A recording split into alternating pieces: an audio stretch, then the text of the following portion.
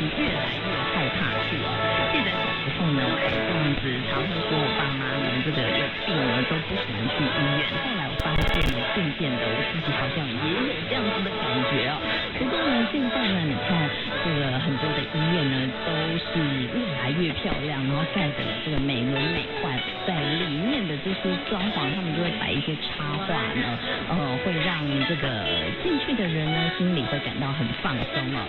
到底呢，在一家医院呢容不容易呢？到底要筹划多久的时间呢？今天呢，在小草人的节目当中呢，就邀请到这位呢，曾经呢担任辅大的校长，现在呢也是辅大医院的泌尿科的医师。我们要来欢迎江汉生江教授江老师。谢谢各位听众，大家好。好，那我们先请你跟听众稍微简介一下自己好吗？好，那我个人是台大医学毕业的，在德国的牛大学读医学博士，回来以后就从事这个，因为我本来是泌尿科的医师，我台北医学大学。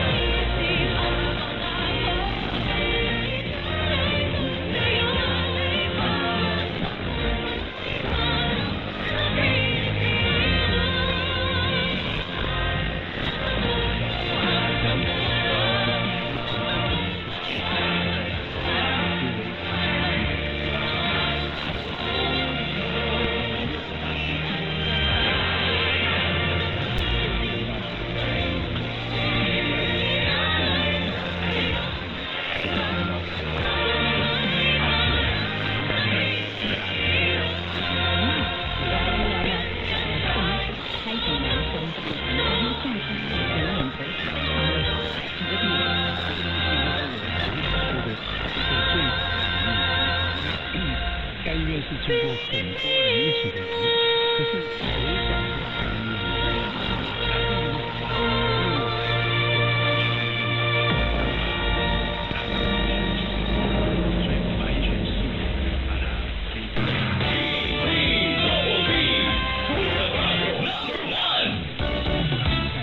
Feeling beautiful inside and out brings out your best smile. Hi, I am Nina Rodil, a dentist. To take care of others, I need to take care of myself. That is why I always eat healthy food and exercise regularly. Plus, with the help of MX3 capsules, cholesterol, and fat-free. MX3 capsules, dito ako believe.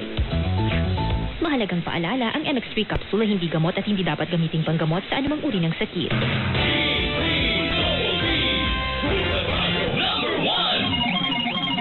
Aeroplano ng BIFAR na nagsagawa ng Maritime Domain Awareness Flight sa Kalayaan Island nakaranas ng radio challenge mula sa barko ng China. Ang detalye mula kay Sam Nelson. Kinopirma nga ng Philippine Coast Guard na nakaranas muli ng mga radio challenge at napaputukan pa ng flare mula sa barko ng China ang sasakyang panghimpapawid ng BIFAR na nagsagawa ng Maritime Domain Awareness Flight ngayong araw. Ayon sa Philippine Coast Guard for the West Philippine Sea, nangyari ito habang magkatuwang na sinasagawa ng ilang personnel ng PCG at ng Bureau of Fisheries and Aquatic Resources o BIFAR. Ito ang pagsubaybay sa himpapawid sa iba't ibang aktibidad sa Exclusive Economic Zone kaninang umaga. Kasabay dito iniulat ng PCG na mata nila sa Samora Reef ang isang Chinese hospital ship, dalawang China Coast Guard vessel at 29 na Chinese Maritime Militia vessel na nakadaong sa lugar at dito inakuna ng video ang tatlong flare na pinaputok sa kanila ng China mula sa bahura. Nasa 38 Chinese Maritime Militia vessels naman ang namataan sa Julian Felipe Reef. May kabuhang 30 at ito pang sa Escoda Shoal, namata naman ng isang People's Liberation Army Navy vessel na nasa humigit kumulang sa 14.56 nautical miles sa hilagang kanluran ng shoal na paulit-ulit tumanong nagbigay ng radio challenge sa BIFAR aircraft. Kahit pa pagtipad ito ay nasa loob ng sovereign rights ng Pilipinas. 34 na Chinese Maritime Militia vessels naman ang namataan sa Pag-asa Banks. Samantala sa Pag-asa K at Roanoke Island ay may namataan naman ng mga sasakyang pandagat ng Vietnam na kinabibilangan ng Research Fishing Survey Vessel, Vietnam Coast Guard at Vietnamese Fishing Vessel. Binigyan din ng PCG at ng BIFAR ng mga transparency flight na sinasagawa nito ay alinsunod sa batas ng Pilipinas sa UNCLOS at 2016 Arbitral Award sa layunin na bantayan ang kalagayan ng karagatan, masuri ang yamang dagat at tiyakin na ligtas at protektado ang mga mangingisdang Pilipino sa West Philippine Sea. Ako rin Sam Nielsen ng GMA Radyo, DZWB, dapat totoo. Samantala, libo-libong volunteer binigyang pagkilala ng Philippine Red Cross ngayong ipinagdiriwang ang International Volunteer Day. Balita naman mula kay Luisito Santos. Binigyan pagkilala ng Philippine Red Cross ang kanilang mga volunteer ngayong pagdiriwang ng International Volunteer Day. Abot sa 1,200 mga volunteer mula sa Metro Manila makakarating na lalawigan ang tumalon sa itinagawang programa ngayong araw sa headquarters ng Philippine Red Cross sa Mandaluyong City. Ayon kay Philippine Red Cross Secretary General Dr. Gwendolyn Bang, nagpupuri sila sa lahat ng kanilang mga volunteer na lagi nakahanda para sumagip sa buhay ng magdulig ng dugo. Binigyan si Philip Pang ng kahalagahan ng sapat na pagsasanay para sa mga volunteer na sunod-sunod ang mga kalamidad na sumaraan sa bansa. Katabi nito, nanawagan pa ng Philippine Red Cross na mga magkagap ang volunteer sa buong bansa upang kanilang makakapay sa pagtugon sa mga sakuna at iba pang mga operasyon.